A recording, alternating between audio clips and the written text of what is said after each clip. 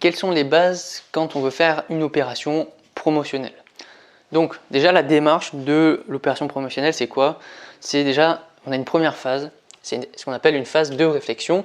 Donc comme dans toute opération commerciale, d'abord toute action doit être réfléchie à l'avance, il faut planifier certaines choses. Déjà, il faut justement identifier les enjeux de la promotion. Est-ce que c'est pour du déstockage? Est-ce que c'est pour booster les ventes? Donc il y a plusieurs types d'enjeux possibles. Après, il faut mettre des objectifs en tête. Donc un objectif de chiffre d'affaires, un objectif de vente, un objectif de taux d'écoulement du stock. Donc il y a pas mal de choses différentes aussi à établir auparavant. Quelle est l'offre concernée? C'est-à-dire que est-ce que c'est tout le magasin qui est concerné par cette promotion ou est-ce que c'est juste une famille de produits? Est-ce que c'est uniquement les clients qui ont la carte de fidélité ou justement est-ce que c'est l'ensemble de la clientèle qui peut avoir accès à cette promotion? Après, bien sûr, il faut déterminer les avantages qui sont offerts par cette opération promotionnelle. Est-ce que c'est une réduction immédiate? Est-ce que c'est des points ou des euros qui sont cotisés justement sur la carte de fidélité? Est-ce que c'est des réductions justement qui seront offertes sur un prochain achat? Donc il y a plein de types de promotions différentes. Bien sûr, il faut déterminer quand est-ce que cette opération promotionnelle elle aura lieu et pendant combien de temps, puisque toute opération promotionnelle, c'est son terme en tout cas l'indique, c'est occasionnel. Ça ne peut pas avoir lieu pendant un an entier. Il faut vraiment qu'il y ait une date de fin et qui est souvent assez courte. Bien sûr, il faut aussi anticiper dans la phase de réflexion, c'est sur les commandes. C'est-à-dire que si vous allez faire une opération promotionnelle, vous allez forcément booster les ventes et donc vous ne pouvez pas vous permettre de commander dans la même quantité que d'habitude. Donc il va falloir booster vos commandes pour avoir suffisamment de stock et garantir la disponibilité des produits pendant l'opération promotionnelle. Bien sûr, il faut choisir aussi un emplacement. Est-ce que ça va être dans la zone promo? Est-ce que ça va être en tête de gondole? Est-ce que ça va être à l'entrée du magasin? Est-ce que ça va être dans un coin du magasin ou ailleurs? Il faut bien déterminer l'emplacement et le réserver à l'avance selon la taille du supermarché ou de l'hypermarché. Parce que des fois, il y a plein de personnes qui ont des idées différentes et il faut être sûr d'avoir l'emplacement. Si vous prévoyez justement une opération promotionnelle et que vous n'avez aucun emplacement pour l'exposer, ça risque d'échouer.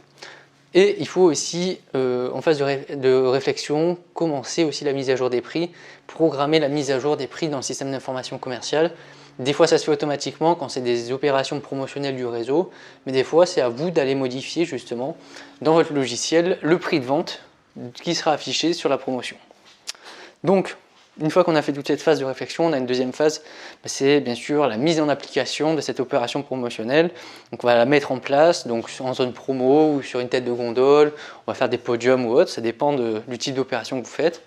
Après, bien sûr, il va falloir l'entretenir, donc faire des réassorts si vous avez du stock dessus, ou régulièrement revoir votre implantation pour pouvoir proposer toujours un espace commercial qui soit attractif.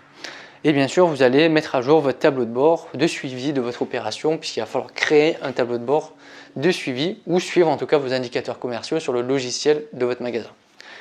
Étape 3, c'est la phase d'analyse des résultats.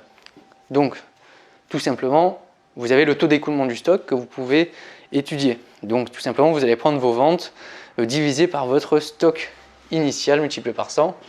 Donc si vous faites 500 ventes alors que vous aviez un stock initial de 1000, ça veut dire que vous aurez eu un taux d'écoulement à 50%. Donc le but c'est d'avoir bien sûr un taux d'écoulement le plus élevé possible. Vous pouvez aussi justement faire ce qu'on appelle comme dans le seuil de rentabilité, justement un compte de résultat par variabilité où vous allez exposer justement votre chiffre d'affaires qui a été réalisé. Vous allez retirer tout le coût d'achat des marchandises forcément pour avoir la marge commerciale dégagée, ce qui s'appelle la marge brute. Et après, vous allez retirer tous les coûts de l'opération. Ça peut être du temps de travail, ça peut être justement créer un podium. Donc, il faut peut-être des fois acheter du matériel, créer des affiches, éditer des affiches, etc. Donc, il y a certains coûts qui sont quand même assez minimes pour une opération promotionnelle classique. Et après, vous allez évaluer le résultat net.